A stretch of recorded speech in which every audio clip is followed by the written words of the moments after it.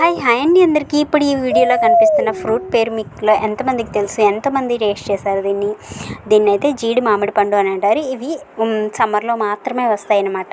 ఇవైతే హెల్త్కి చాలా మంచిది. సో మనకి కాజు వస్తుంది కదా, కాజు ఈ ఫ్రూట్ నిండే వస్తుంది. దీనికి ఫ్రంట్ సైడ్ అయితే కాజు ఉంటుంది, పక్కన సైడ్ని కనిపిస్తున్నాయి కదా, సో అవే కాజు పిక్కలు. ఆ పిక్కల్ని ఒలిచి తీస్తే మనకైతే లోపల కాజు ఉంటుంది. ఇంక ఈ ఫ్రూట్స్ అయితే చాలా టేస్టీగా ఉంటాయండి. ఇంక ఇవే కాజు పిక్కలు. వీటిని మిషన్స్లో ఒలుస్తారనుకుంటా. సో లోపలైతే కాజు ఉంటుంది. కాల్చుకొని తింటే పిక్కలు అయితే చాలా బాగుంటాయి. ఇంకా ఫ్రూట్స్ విషయానికి వస్తే ఇవి చాలా హెల్దీ. సీజనల్గా దొరికే ఏ ఫ్రూట్ అయినా మన హెల్త్కి చాలా మంచిది. సో దీనిలో చాలా యాంటీ ఆక్సిడెంట్ గుణాలు ఉంటాయి. క్యాన్సర్ కణాలని చంపుతుందంట ఇది. సో చాలా మంచిది, హెల్త్కి చాలా మంచిది. సీజనల్గా దొరికే ప్రతి ఫ్రూట్ తినడం మన ఆరోగ్యానికి మంచిదని నేను నమ్ముతాను. దీన్ని జీడి మామిడి పండు అంటారు, లేదు అంటే జీడి పండు అంటారు.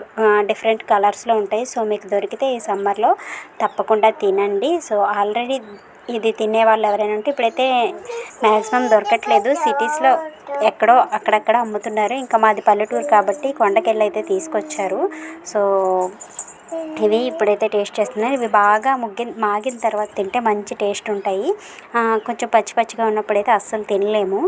సో కానీ హెల్త్కి అయితే మంచిది. సో మీలో ఎవరైనా టేస్ట్ చేసి ఉంటే కమెంట్ చేసేయండి, వీడియోకి అయితే లైక్ చేసేయండి. ఓకేనా, బాయ్ బాయ్. మరో కొత్త వీడియోతో మీ ముందుకు వస్తా. బాయ్.